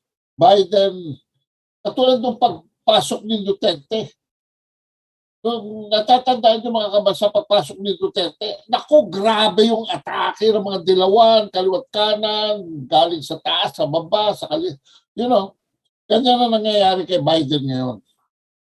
So, dalawang posisyon ang nakapokus dito, yung pivot at saka yung COVID-19. Yung COVID-19. In fact, nung utusan ni Biden ang intelligence community, I don't think it was to reverse an earlier statement niya na huwag nang gamitin yung issue na yan. I think it was in response to the barrage of Republican lobby. The US government, especially sa Capitol Hill, grabe ang Republicans. Parang sila ng Kongreso. Nagpapa-imbestiga, nag-instigate ng ganito, ng ganon. Even their own people, they put Fauci on the line. So, ang ginawa ni Biden dito, sige, Patitignan natin. Patitignan natin sa intelligence community at tingnan natin kung ano report nila. I think it was to end once and for all itong mga hypothesis na which were started during the Trump administration when Trump went racist against China. So, piniperculate niya yan. And then, gagamitin niya, kita nyo, walang masabi intelligence community. So now, let's go. Kasi nahahamper din yung kanyang sariling, initiatives tungkol sa COVID sa US. Pagdating naman dito sa gera-gera, geopolitical and all that, nakakramp din yung posisyon niya. I think sending Kamala Harris and Austin were diversionary tactics, much more, but they positioned it as a selling proposition. Bakit? Masama ang timing. Sino ba naman magtitiwala sa kanila? Lumalayas na nga sila sa Afghanistan. You know? And then, tungkol doon sa column ni Mentong, pinosisyon nila na the Americans missed the clues provided when the Philippine police intercepted a terrorist report of September 11, 2011 that was given to the FBI in 1995, 6 years before. Ang positioning nila sa press, dinisregard ito ng US security. When actually, ang tingin ko, Mentong, ito ang template na pinagbasihan nila ng pagbomba ng World Trade Center para mapagbintangan na nga. Dahil talaga namang merong plano itong Kuwait na ito, no? Hindi ho Iraqi, hindi ho Afghani. Kuwaiti na si Khalid Sheikh Mohammed, the alleged mastermind of those attacks, no? Started planning for the attacks on New York and Washington noong 1994 pa at na-intercept nga ng ating police intelligence community. So hindi nila ito na-disregard. No. Ginamit ito ng mga neo-conservatives sa US to be the basis noong suspetsa mo, Mentong. Ito ang ginawa nilang template ng nina Bush at ng mga gustong magpayaman dyan. At alam naman nila na walang weapons of mass destruction sa Iraq. Okay, it's now 29:48 seconds, 10 seconds to go. Dadagdag ko lang, nakikita po natin ang bunga ng kapitalismo na pera kontrolado ng pribadong mga oligarchs, hindi po ng state, ng gobyerno. Kaya nagagawa nila yung ganyang klaseng manipulasyon sa buong lipunan. Okay, let's take this break. It's now 9:30 and 7 seconds. Ito ng pagkakataon ko. Nagtitipon ng buong barangay, tatanga-tanga, walang proteksyon, walang distansya, walang kalaban-laban. Isang walang kamuwang na biktima. Hello, Miss Beautiful. Would you like a drink?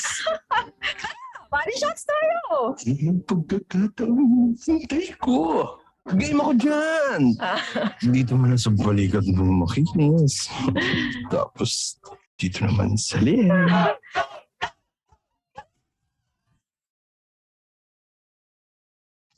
Ay, ayoko na. Strict ang parents ko. Di niya alam, niyari ko na siya. 1-0. Bago matapos ang gabi. Tagay-tagay naman tayo! Alright!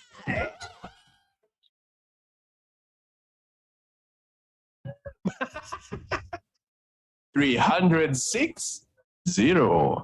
Lahat sila sa kamandag ko, di man lang nila namamalayan. Anong nangyayari? Hindi. Ako, makahinga. Ako din. Uy, nagdidilim paningin ko Hangin. Hangin. Sige, magkumpulan pa kayo, mga hunghang. Isang shot lang kayo. By the way, my name is COVID. COVID-19. Likely to kill. Mga bata, kilalanin ninyo akong mabuti. Dahil kung hindi nyo kilala ang kalaban, wala kayong kalaban-laban. I'll be back. Hey pare, what's your name? COVID-19. Matakot ka. Ang COVID-19 ay isang sakit na hindi pangkaraniwang sakit lang. If symptoms exist, consult your doctor. Breathe normally. Hashtag ID natin ang ID ng Pilipino. Ano ang Philippine Identification System o PhilSys?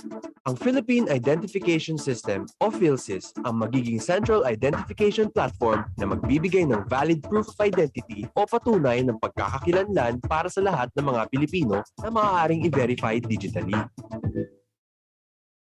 Hashtag ID natin ang ID ng Pilipino. Isang paalala mula sa PSA, PCOO at ng himpilang ito. Pagdating sa pinakabago at mainit na trends, mapamotoring, teknolohiya o lifestyle man, isa lang ang programang dapat pakinggan. Gearbox, the latest products, in-depth coverage, reviews at interviews with the leaders and decision makers sa industriya. Gearbox, 2 oras na siksik ng impormasyon tungkol sa mga paborito ninyong sasakyan, gadgets, at pati na rin mga pang-araw-araw na bagay that make our way of life just a little better. Gearbox, hosted by Eric Depan, Cap Maceda Adila, and Nana Nadal. every Thursday, 5 p.m. to 7 p.m. Dito lang sa Radyo Pilipinas, 738 AM. Mahal at mahirap ang ma-hospital. Kaya ayaw mo, di ba? Magpabakuna ka na. Sabi ng mga eksperto, kahit mahawaan man ng COVID, limitado lang sa walang sintomas o mild symptoms ang mararamdaman ng nabakunahan na. Kaya magpabakuna ka na para sa sarili, pamilya at bayan. Isang paalala mula sa Philippine Broadcasting Service. Pagpupursige ng pamahalaan, hindi lang nakatuon sa pagbibigay bakuna para sa taong bayan. Clinical trials sa mga maaaring maging gamot kontra COVID-19 ay tinututukan. Marami po tayong ginagawa na trial sa kasalukuyan, katulad po ng lagundi, tawa-tawa, abigan at melatonin, yung VCO or virgin coconut oil. Magandang pag-usad sa pagsusurit pag-aaral, ibinahagi ng DOST. Sa virgin coconut oil po may mga natapos na, pero kailangan pa po natin ng more studies subitan para mas malakas po ang katibayan na ito po ay maaaring karagdagang gamot para sa mga mayroong COVID-19. Kagawaran, umaasang na ikling panahon na lang ang kailangan para sa resultang inaabangan. Sa pangkalahatan, nakikita po namin na basta wala pong problema at ma-achieve yung target na sample size sa mga pag-aaral na ito ay sana po ay matapos yun around June. Makakamit na nga kaya ang inaasam na lunas laban sa COVID-19? Ito na ba ang gamot kontra sa virus? Pakinggan ang mga karagdagang impormasyon. Nakabantay sa bawat usad ng kaganapan. Tapat sa bawat pag-uulat. Radyo Pilipinas.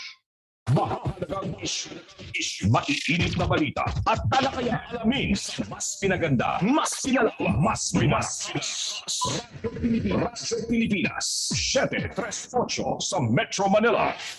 Ang Extra at iba pa, the unfinished revolution. Okay, we're back. It's 9:35. We sign off at 9:55. So we have 20 minutes. Am I correct? May request dito, Kajos, can you post it here sa comments sa Global Talk News Radio, Facebook, si LT, sabi niya link to article of Mentong just discussed. I would like to read, please, thank you. So yung link, if Kajos can put it in the comment para makita po ni LT, Si Maggie Yamane, TJ Manotok po ang nag-interview kay PACQUIAO. TJ Manotok, yeah. One of is I think the eldest. But there's another name here, Ayun, TJ Manotok. And may Matthew ba? Is TJ Matthew also? Matthew Manotok? No, magkaiba. Iba naman yun. Okay. Okay, so our next, basahin ko lang ilang ano. Si Carmelita Santiago sabi, ang gulo naman ng headlines nyo, mag-aral muna ng grammar bago mag-English. I wonder which one, sa akin ba o yung sa studio? Anyway, we'll check, no? Thank you for your, napansin po ninyo ito.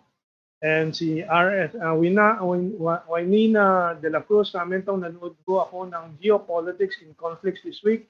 They know already what's the stance of the Philippines about the South China Sea. Salute to President Okay, so let's move on to the next items. The next segment po tungkol sa US intelligence community report about the virus origin tracing.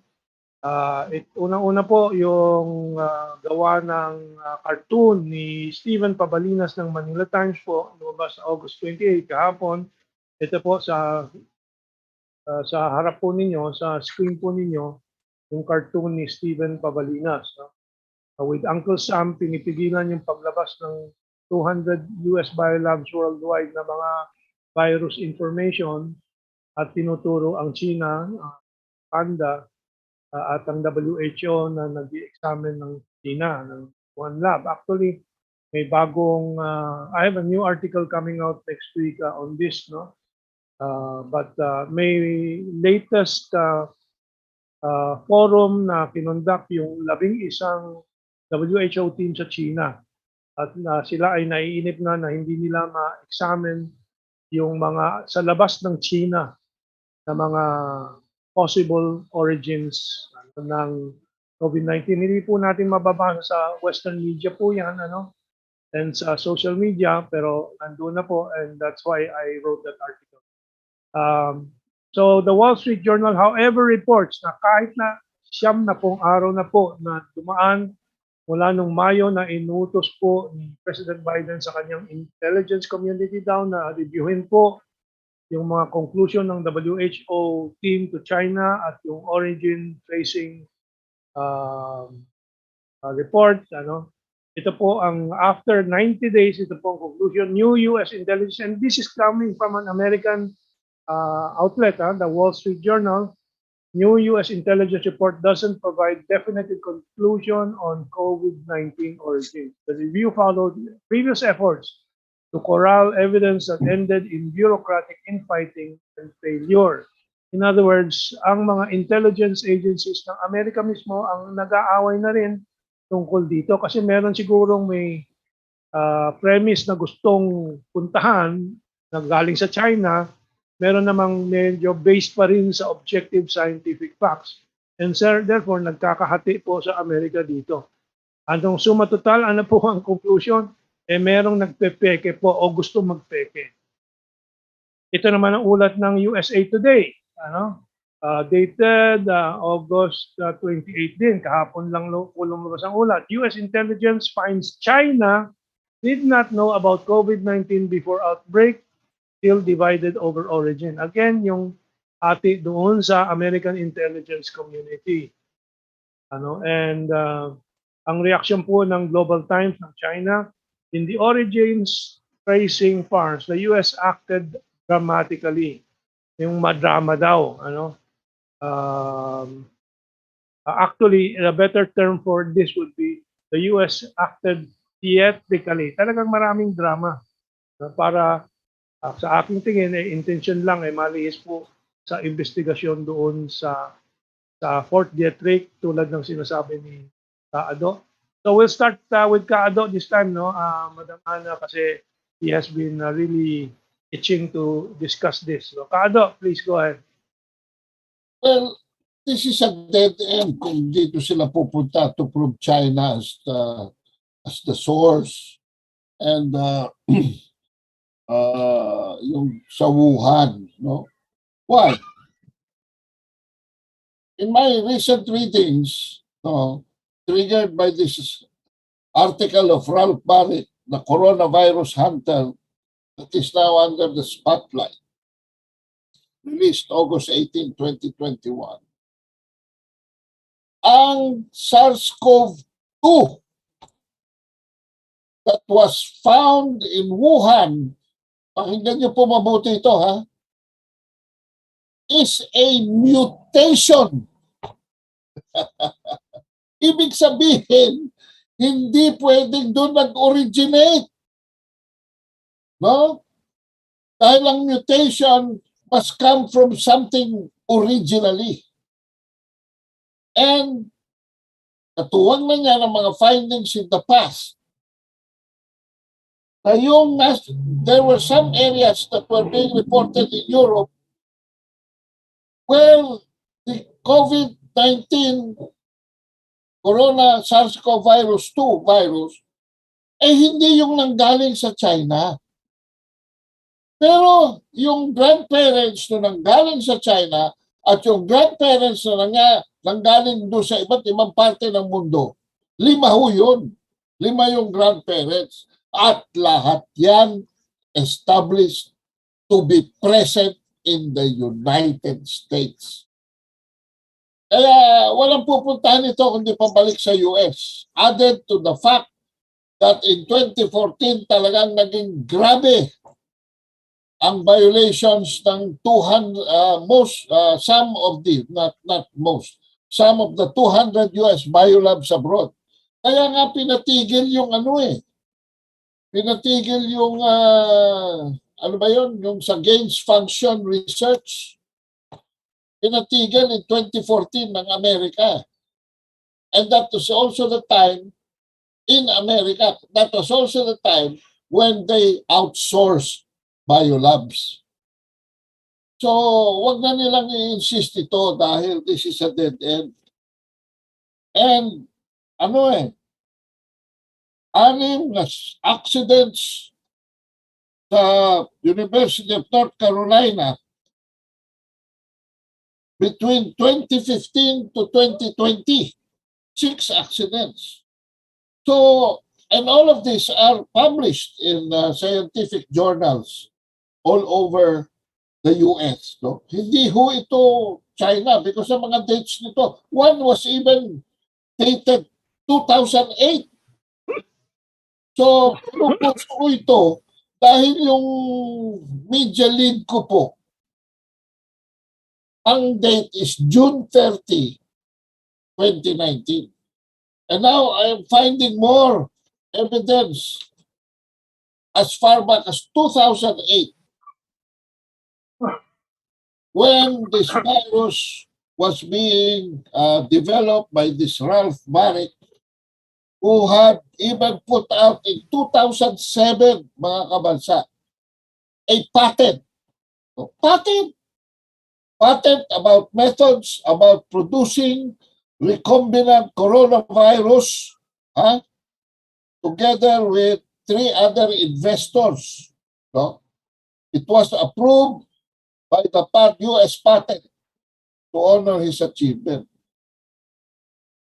Ang nakakaano ho dito, mga kabansa, yung na-develop nitong si Ralph Barrett is capable, no? Is capable of human-to-human transmission without a trace. So, lalago po ang, pag nag-insist ang Amerika dito, lalago ang conspiracy theory. Na talagang ginamit nila ang World Military Games na experimentation tungkol dito sa human-to-human transmission. Kaya hindi maganda at paruroonan ito. Kaya magseryoso na lamang, i-confine sa science, alisin ang politika, alisin ang racism, and so that we can get to the origins to find the cure and best practices prevention for the future. Yeah. If I may add at this point before we go to Maestro Ana, hindi tayo nag-aakusa kay Ralph Barrett, at least in my case. No? But maraming ebidensya na pwedeng nanggaling sa kanya yan na hindi niya alam kasi consultant din siya doon sa Fort Detrick. So regular siya na nagbibigay ng mga seminars, diskusyon, siguro may mga research din siya doon na maaring napasa naman yung mga kaalaman na may mga gumawa naman doon na hindi siya kasama. Pero mukhang talagang pinipilit na ilihis dito sa Fort Detrick kasi nga alam ng mga Amerikano, again, these are hypotheses, no? This is a hypothesis, no? Alam ng mga Amerikano na silang may kasalanan sa lahat nito. Hindi official decision, kundi may mga rogue elements na gumawa nito at alam na dala po ni nung kanilang athlete na si Baatsi. Anyway, dinadala sa Wuhan in the hopes that ito'y kumalat talaga sa China. Ano? And ang China hindi nag-aakusa kasi mahirap po mapatunayan yan scientifically Mahirap, until you mahirap. do the all the information. Kaya kailangan mabuksan. Actually may official sa nababasa ko, may official request na ang China to open Fort Detrick, request to the US. I suppose this will be a geopolitical negotiation between them. At sa US Mentong, meron na rin resolution sa Senado na imbestigahan ang World Military Games as a super spreader. So yun, let's go to Maestra Ana. Maestra Ana, anong mga impression? Actually, may nabasa po ako na parang yung Chinese representative ata sa WHO, if I'm not mistaken, they submitted a letter parang requesting WHO to investigate US laboratories for para matrace nga yung origin ng COVID-19, submitting as well the 25 million Chinese individuals who signed the petition. So parang ganun ata. Kaya lang, hindi ko lang alam kung anong response ng WHO doon sa nasubmit na letter sa kanila. So yun yung nabasa ko po na naulat naman po. Naulat po yan. Sa akin kasi malinaw po yung stand ko dito. Sabi ko nga sa nasulat kong mga articles about this. Importante na malaman kung ano ba talaga at saan talaga nagsimula itong COVID-19. Kasi unang-una, dalawa yung aspect kasi na dapat nating tignan. Una, yung yung impact nito sa buhay ng tao, human lives, no? At saka yung cost. The other one is on the economy, no? Kasi sa ngayon, kung titingnan nyo, lahat nagsasuffer. Ang isang country lang ang medyo controlled niya, no? Ang cases niya at saka yung pagsupil or pag-control ng virus, which is China. And then the economy of China is really booming and doing good. But the rest of the world, even Western countries, medyo nandun pa rin ang lalaki ng cases mo. Mayroon nga akong kaibigan po na from the UK, ang sabi nga niya, sobrang pagod na daw yung mga tao sa kanila na isipin pa yung virus. So kahit na mataas yung cases nila, bahala na. Alam mo yung bahala na. Ganon yung kanilang attitude eh. Pero okay, fine, that's precisely their stand. Pero sa Pilipinas hindi tayo pwedeng maging ganoon.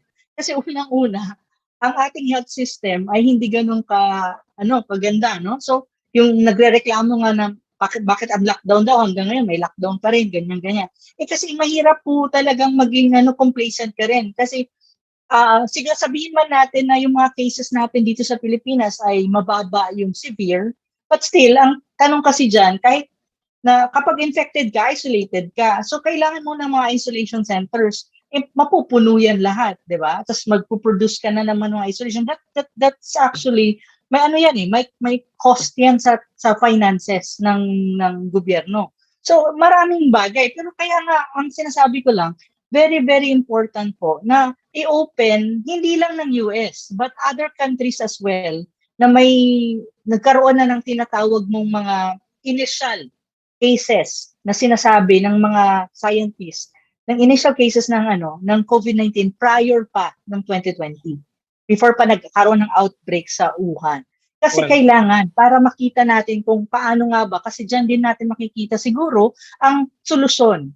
Kung paano nga ba ito ma-resolve, no? Yes. na pandemic. Well, I'd like to remind people na mag-sign in pa rin dito sa ating petition to the WHO, the Philippine Initiative, na marami na pong sumasali galing Australia, galing Singapore, Malaysia, even sa US mayroon pong nag-sign up na po. Di natin alam kung ilan na po, malapit na sa 1,000 nung huling tinignan natin, but we have not looked at it again because we are preparing a one-click sign up.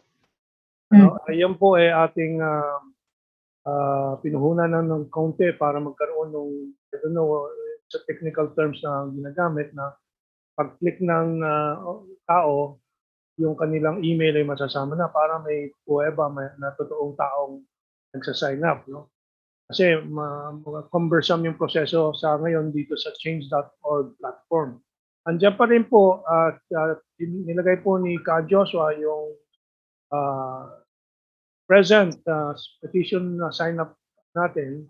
So please, if you haven't signed up, please help us to open the Fort Detrick to WHO inspection and encourage your friends, relatives, and other contacts to sign up too. Ano? Pero pag tapos na po, I think by next Friday, ready na yung one click, if I'm not mistaken, then we expect to keep pushing it until umabot tayo ng mas maraming libo. It's now 9:52, ganyang kabilis pa. Oh, now we end at 9:55, so we have to move on to the other issues. Oh, yeah, it's 9:52. 3 minutes to go. So Biden presidency, this is the U.S. update, teetering amid calls to resign, potential investigations over U.S. deaths in Afghanistan. Of course, this comes from Fox News, aliado kay Trump at kalaban ng Democrats. So House Biden movement. So makikita natin talaga na magulo pa rin talaga ang Estados Unidos at talagang hindi na posibleng maging epektibo yung ganyang klaseng political philosophy at political system. Sa China naman po ang mga importanteng scientific breakthrough.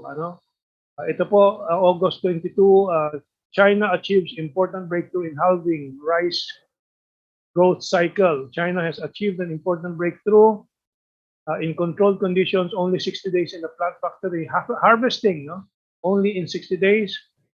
Kinakalahati po yung traditional growth cycle of more than 120 days in condition. Ano po ang sistema nila?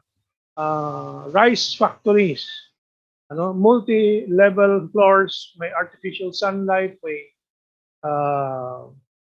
artificial, hindi naman artificial, kundi yung mga nutrients para sa mga rice stalks. We'll go back to that after we go through the other. The next important update po sa science is China has set to begin the first trials of the molten salt nuclear reactor using thorium instead of uranium. Ito po ay super safe na nuclear power. Kaya po hindi ako nag-encourage na buhayin po yung Bataan Nuclear Power Plant sa old technology. Wala na po at masama po yun tulad ng nakita natin sa Fukushima nuclear disaster or sa Chernobyl at iba pa. Itong thorium is the wave of the future. India is also investing in their first thorium nuclear power plant. So sila Kabuch, yung Larus Movement sa Pilipinas, pasay na po yung kanilang proposal for the nuclear power plant. This is the new one. We were discussing this with the late scientist natin, physicist Roger Posadas, as far as 5 years ago on our shows GNN before. And then finally, China is planning, kung napapanood po ninyo yung science fiction movies, ginagawa na po ng China yung kilometro na haba at laki ng spacecraft. Ito ay kasama sa kanilang 14th five-year plan. So, all this is possible because they have a state that is based on science and consolidated resources of the government. So we have 1 minute, Ka-Ana, and in fact, less than 1 minute. Ka-Ana and Ka-Ado, sama na niyo yung paalam natin. Please, Ka-Ana. Yes. Oo, sa akin, ang masasabi ko lang sa last slides natin is talagang yung gobyerno, well-funded yung mga ganitong ganitong mga proyekto. So it's still good na may malakas kang strong state, to actually accomplish these things. So magandang maraming salamat sa lahat ng nandito sa atin ngayon na sumama po sa atin. 18 seconds ago, Kado.